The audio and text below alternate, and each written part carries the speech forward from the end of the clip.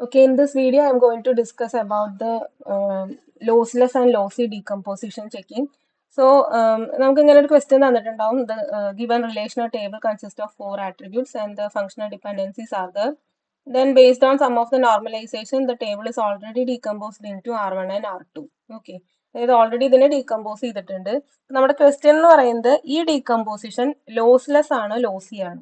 Lossless എന്ന് പറഞ്ഞു കഴിഞ്ഞാൽ അതായത് ഇത് നമ്മൾ ഡീകമ്പോസ് ചെയ്തപ്പോൾ ഇതിൽ ഏതെങ്കിലും ഫങ്ഷണൽ ഡിപ്പെൻഡൻസി മിസ്സായി പോയിട്ടുണ്ടോ അതാണ് ചെക്ക് ചെയ്യുന്നത്. ഓക്കെ, ഇനി ലോസ്ലെസ് ആണെന്നുണ്ടെങ്കിൽ അതിന്റെ അർത്ഥം ഒന്നും മിസ്സായിട്ടില്ല. ലോസി എന്ന് പറഞ്ഞു കഴിഞ്ഞാൽ അതിന്റെ അർത്ഥം എന്താ, some of the functional dependencies are not yet preserved. Okay, ഇപ്പൊ ഫങ്ഷണൽ ഡിപ്പെൻഡൻസി മിസ്സായിട്ടുണ്ടോ, അതായത് നമ്മൾ ഈ ടേബിളിനെ ഡിവൈഡ് ചെയ്യുമ്പോൾ എന്തെങ്കിലും പ്രോബ്ലംസ് വന്നിട്ടുണ്ടോ അതാണ് ചെക്ക് ചെയ്യുന്നത്. ഓക്കെ, ഇത് ചെക്ക് ചെയ്യാൻ വേണ്ടിയിട്ടുള്ള മെത്തേഡ് എന്ന് പറയുന്നത് first of all you have to create a lossy table.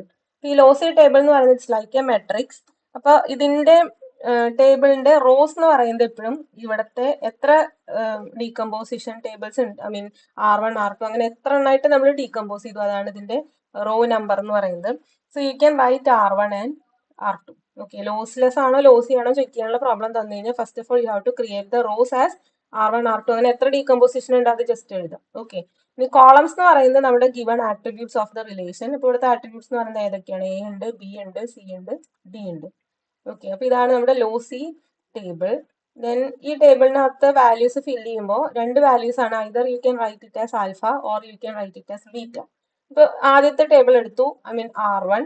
R1ൽ ആരൊക്കെ ആട്രിബ്യൂട്ട്സ് ആയിട്ട് വരുന്നത്, എ ഉണ്ട്, ബി ഉണ്ട്, സി ഉണ്ട്. അപ്പൊ R1 എന്ന് പറയുന്ന റോ എടുക്കുക, അതിൽ എക്ക് നമ്മൾ ആൽഫ മാർക്ക് ചെയ്യുക ബിക്കോസ് R1നകത്ത് എ ഉണ്ട്, ബി ഉണ്ട്, so you can mark it as alpha. സിയും ഉണ്ട്, അപ്പൊ ആൽഫ എന്ന് എഴുതാം. പക്ഷെ ഇതിൽ ആരില്ല, ഡി ഇല്ല, അപ്പൊ ഡിക്ക് നമുക്ക് ബീറ്റ എന്ന് എഴുതാം. ഓക്കെ, ഇതേപോലെയാണ് ഇത് ഫില്ല് ചെയ്ത് പോകുന്നത്. അങ്ങനെയാണെങ്കിൽ നെക്സ്റ്റ് വൺ R2 നോക്കുമ്പോൾ R2ൽ സിയും ഡിയും മാത്രമേ ഉള്ളൂ. അപ്പൊ c and d can be marked as alpha, then a and b can be marked as beta. Okay, ഇതാണ് നമ്മുടെ സ്റ്റാർട്ടിംഗ് ടേബിൾ എന്ന് പറയുന്നത്. So this can be consider as the initial lossy table. ഇനി നമ്മൾ ഈ ടേബിളിൽ ആകെ ചെയ്യുന്നത് ഇത്രയേ ഉള്ളൂ, we have to do some operations. എന്തെങ്കിലും ഓപ്പറേഷൻസ് ചെയ്ത് പോകുമ്പോൾ ഏതെങ്കിലും ഒരു റോ ഫുൾ ഓഫ് ആൽഫ ആയി കഴിഞ്ഞാൽ we can say that it is lossless decomposition. അതായത് ഒരു ഫങ്ഷണൽ ഡിപ്പെൻഡൻസി പോലും മിസ്സാവാതെ നമ്മൾ ഡീകമ്പോസ് ചെയ്തിട്ടുണ്ട്. അതായത് നമ്മൾ ഇതിങ്ങനെ ചെയ്ത് പോകുമ്പോൾ എവിടെയെങ്കിലും വെച്ചിട്ട് ഏതെങ്കിലും ഒരു റോ ഫുൾ ഓഫ് ആൽഫ കിട്ടിക്കഴിഞ്ഞാൽ we can say that it is lossless. ഇപ്പൊ ഈ കേസിൽ നോക്കുമ്പോൾ ഇവിടെ ഇങ്ങനെ ഫുൾ ആൽഫയുള്ള ഒറ്റ റോ ഇല്ല. അപ്പൊ നമ്മളിങ്ങനെ ഫുൾ ആൽഫയുള്ള റോ ക്രിയേറ്റ് ചെയ്യാൻ വേണ്ടി യൂസ് ചെയ്യുന്ന ഒരു മെത്തേഡ് എന്ന് പറയുന്നത്, മെത്തേഡ് പറയുന്നതിന് മുമ്പ് ജസ്റ്റ് ഞാനൊരു റൂള് പറയാം. അതായത് ഇപ്പൊ സപ്പോസ് നമ്മളൊരു റോ എടുത്തു. ഓക്കെ, ഇപ്പൊ R1 എന്ന് പറയുന്ന ഒരു റോ എടുത്തു, അതിൽ എ ബി സി എന്ന് പറയുന്ന ഒരു റിലേഷൻ ഉണ്ട്, എ ബി സി. ഓക്കെ, അപ്പൊ ഇതിൽ ഓൾറെഡി ഇവിടെ ആൽഫയാണ്, ഇവിടെ ആൽഫയാണ്, ഇവിടെ ആൽഫയാണ്. ഇനി R2 എന്ന് പറയുന്ന ഒരു റോ ഉണ്ട്.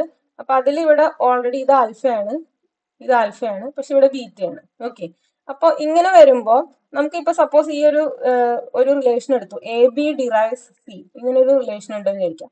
അപ്പൊ എയും ബിയും ആൽഫയാണെങ്കിൽ ഇവിടുത്തെ സിന്റെ വാല്യൂ എന്താണ്, ആൽഫയാണ്. അങ്ങനെയാണെങ്കിൽ ഈ ആൽഫയും ഈ ബീറ്റനെ നമുക്ക് എന്തായിട്ട് എഴുതാം, ആൽഫയായിട്ട് എഴുതാം. അപ്പൊ ഇതാണ് നമ്മൾ യൂസ് ചെയ്യുന്ന റൂൾ എന്ന് പറയുന്നത്.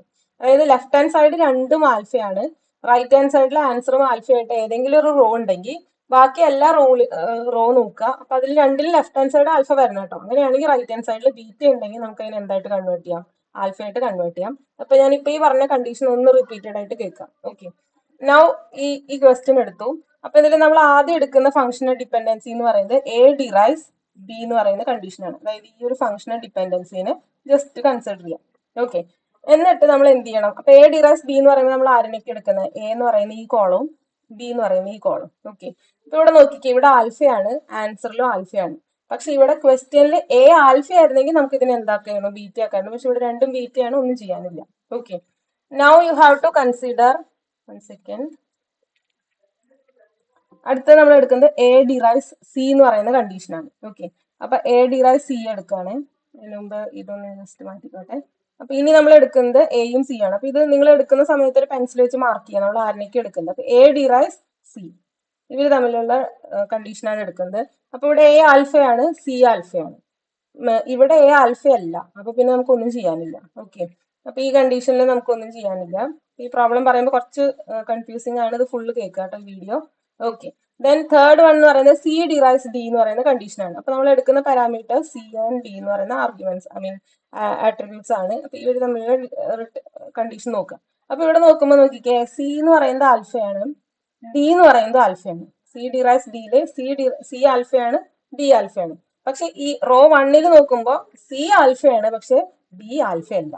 അപ്പൊ ഞാൻ നേരത്തെ പറഞ്ഞ കണ്ടീഷൻ, അതായത് രണ്ടിന്റെയും ലെഫ്റ്റ് ഹാൻഡ് സൈഡ് ആൽഫയാണ്, റൈറ്റ് ഹാൻഡ് സൈഡ് എവിടെയെങ്കിലും ആൽഫ വന്നിട്ടുണ്ടെങ്കിൽ പിന്നെ ലെഫ്റ്റ് ഹാൻഡ് സൈഡ് ആൽഫ വരുന്നതിനൊക്കെ നമുക്ക് ബീറ്റ മാറ്റി എന്തെഴുതാം, ആൽഫ എഴുതാം. അതിന്റെ അർത്ഥം ഇത്രയേ ഉള്ളൂ, ഇവിടുത്തെ ഈ ബീറ്റ മാറ്റി നമുക്ക് ആൽഫ എഴുതാം. കാരണം ഇവിടുത്തെ ആൽഫേന്റെ ആൻസർ ആൽഫ ആയതുകൊണ്ട്, അതായത് സി ഡിറൈസ് ഡിയില് സിയും ഡിയും ആൽഫ ആയതുകൊണ്ട് ഇവിടുത്തെ സി ഡിറൈസ് ഈ ബീറ്റ എന്നുള്ളതിനെ മാറ്റി നമുക്ക് എന്താക്കാം, ആൽഫ ആക്കാം. അപ്പൊ ഇവിടുത്തെ ബീറ്റ മാറിയിട്ട് നമുക്ക് എന്ത് വരും, ആൽഫ വരും. അപ്പൊ ഈ പറഞ്ഞ കണ്ടീഷൻ ഒന്നുകൂടി നന്നായിട്ട് റിപ്പീറ്റഡ് ആയിട്ട് കേൾക്കാം കേട്ടോ. ഇത് ചെറിയ പ്രോബ്ലം ആണ്. അപ്പൊ ഇത്രയേ ഉള്ളൂ. ഇത്രയും കഴിഞ്ഞ് നോക്കുമ്പോൾ ഈ R1 എന്ന് പറയുന്ന ടേബിൾ, ഐ മീൻ റോ നോക്കുമ്പോൾ you can see all the attributes R alpha.